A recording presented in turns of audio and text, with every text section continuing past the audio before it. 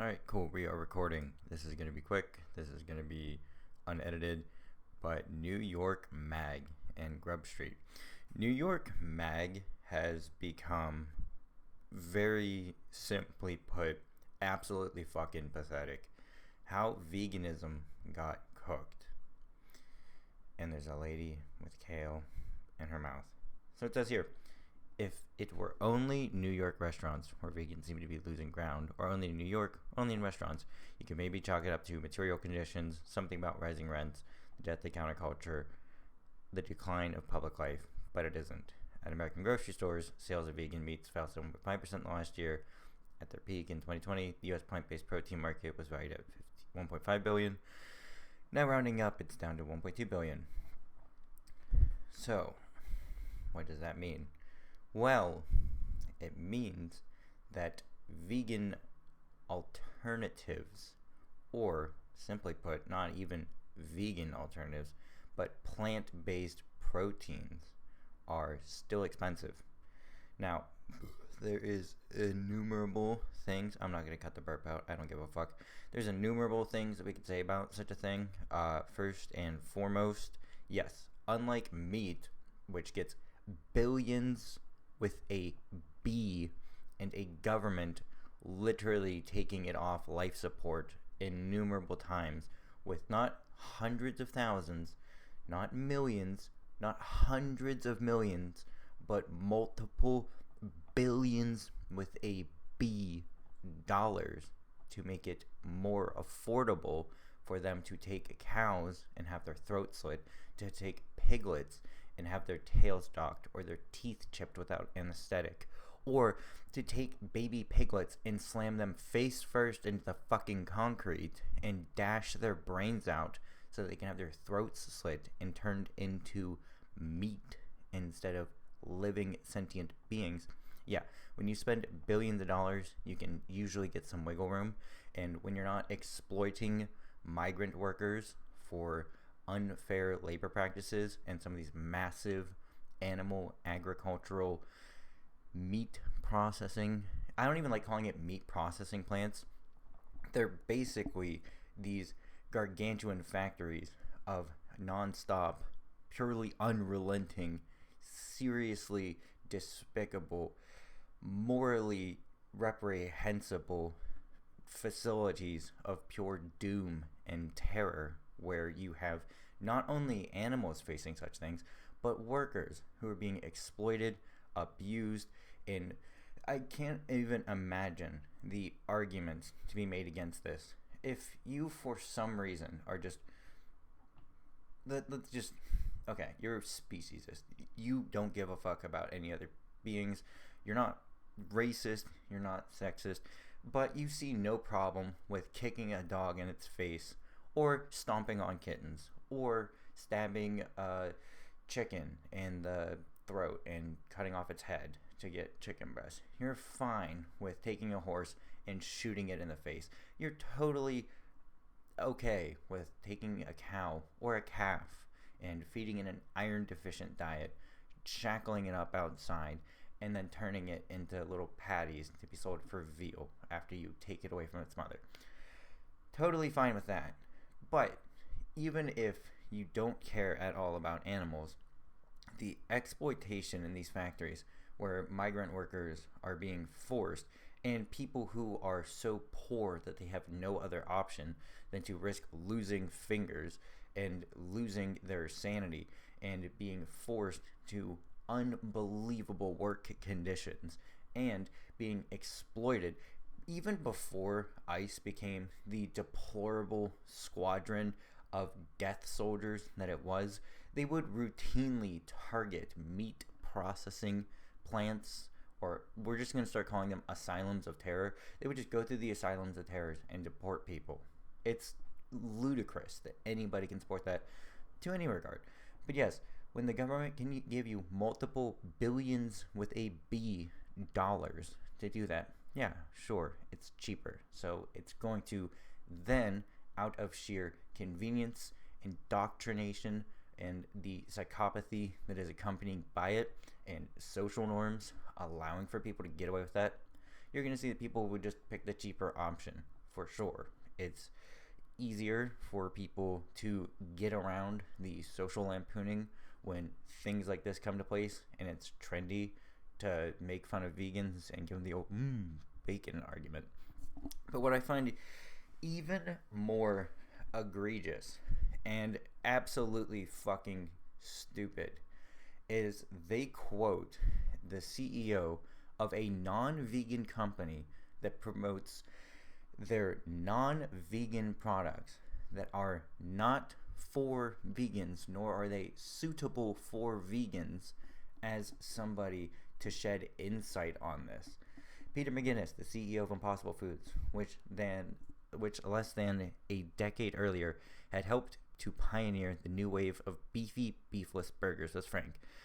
The category is smaller today than it was 2 years ago, 4 years ago, 6 years ago. That's not good. Slowly, without fanfare, buzzy vegan offerings that had briefly and loudly dotted fast food menus seemed to disappear. What did not disappear was actual meat. Americans were buying more of it than ever. 2024, U.S. sales hit a record of $104.6 billion. Innumerable things to start with that. First and foremost, not vegan. It is not targeted for vegans, and most vegans I know, in fact, I don't think I've met a single vegan in person who does anything with Impossible to any degree, because they're a company that is more utilitarian and has no problem with killing and torturing animals if they believe that the swap from some meat to slightly less meat is fine. They're reductionists, they're not vegan, they're welfarist, and welfarism is under no circumstance ever a suitable approach to anything that requires abolition. You would never find any moral quandary a suitable middle ground. If it is entirely despicable, eradicate it. End of the line. This one is also quite upsetting. I've known hundreds, if not thousands, of vegans, and most of them aren't anymore, says Isa Chandra, vegan cookbook author and former owner of Modern Love. I think people get fatigued, and it's hard, and it starts feeling pointless. By the way, she commented on this, and she is not very, or she or they, they're referring to her as her. I will too, but it's interesting to me that when we scroll through these comments, just to be clear, I've been vegan for decades. I was speaking of the reason people say they stopped being vegan with a side of sarcasm. When the fact checker called me, I told him as much. Yikes. I didn't read the whole article yet, but this sunk my heart. I don't think people should stop being vegan over birthday cake, and I don't think veganism is a dietary choice. And she elaborates further, saying it's an ethical position. Not only are you planting these little seeds of mistrust with a large platform with literal millions of people viewing it, but you're also twisting the narrative, or sort of putting a spin on it in which the author themselves that you're quoting feels like they're being taken out of context. Absolutely disgusting behavior, and certainly not something I would find should allow for a decent reputation. Now, could be said that, well, we didn't take things out of context. That is slanderous. We don't like that. If the author's interpretation of how you are portraying their words and contextually are using them to assail the main message of what they believe in, I would find that that is scummy, and you're a scummy fuck, and that's disgusting. You should feel disgust, and you should be ashamed, and you should feel shame, and people should shame you. You are deserving of shame. I hope that feeling of shame in the pit of your stomach reverberates loudly and knocks some fucking sense into your stupid fucking head. It's ludicrous. At the link in the bio, read R.T. Sugar on the decline of a movement that once promised to remake how we eat and what the shift back towards meat reveals about our taste. No, we're not. One, first off, I don't know who the fuck that is. I don't give a fuck. As soon as I read that, I just checked the fuck out. I didn't even need to click on whoever the fuck this is. If you're someone genuinely nice and you're vegan, well, shucks. I'm sorry to not give you the time of day, but this is beyond socially oblivious, and also an entire misrepresentation of veganism. Veganism is not a diet. I don't know how fucking stupid the people are at NYMag that they can't give a simple Google search, or that they're entirely illiterate, but I will explain it for you. Veganism is a philosophical position of life that seeks to and aims to exclude, as far as practical and possible, the unnecessary exploitation of animals, and by extension, the impact that it may have on the environment. Now, for the sake of being brief, framing veganism as a diet is the most ridiculous subversion of what it really is, and there are so many parallels that I could draw, but the fact that they would be socially reprehensible to mention and genuinely would be of contention to many people within marginalized groups, I'll avoid all of that, because fundamentally I don't need to draw extreme examples. The people that are going to see this are going to realize, oh, well, it's not just diet, but, there's dietary implications. Sure, there is, of course. Like, for example, let me take something a little less harsh, right? There's not just human lives lost during wars, right? Wars aren't just about killing people and, having a dick measuring contest. There's also economic factors for war, right? Imagine if my only contention with us bombing other countries full of people who we didn't like was the economic implication that there could be some negative externalities, right? Oh, I don't know. I think war's a bad idea. It costs us a lot of money. If that is your argument against war, that you may not make a profit or that you might break even, there's something fundamentally fucking wrong with you. The same way that if you think that, well, I don't know, veganism's kind of harsh, I might have to learn how to bake with applesauce or something like a banana or olive oil, so no. But yeah, no, I can still go and buy a $100,000 elephant handbag and pay to shoot a giraffe in the face, and I can still go to SeaWorld because, it's not related to my diet. There's innumerable things that veganism entails that's not a diet, and it's certainly not the economic factors for such a thing. And for everybody who seems to conflate the two, there's very little work that needs to be done to deduce that no, there are far more insidious things outside of walking down another aisle. For example, if you think that bunnies don't deserve to have bleach smeared into their eyeballs and blinded, if you think that, hey, maybe putting a helmet on a chimpanzee and making it hear a loud, consistent sonic screeching sound until it literally turns into a neurotic mess that screeches and bashes its head against the wall, if you think that, hey, maybe we shouldn't take foxes and bash their brains in with a club and then skin them, maybe there's something outside of veganism that's just,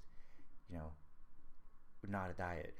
If maybe, possibly, this one may be contentious, if you think that it's a little fucking terrifying to run down and pin a rhino between a convoy of animals and a larger fleet of surrounding jeeps and armored vehicles for people with assault rifles to pin them down, sedate them, and then cut their horns off and kill them to poach them, maybe, perhaps, there's something outside of diet that veganism entails.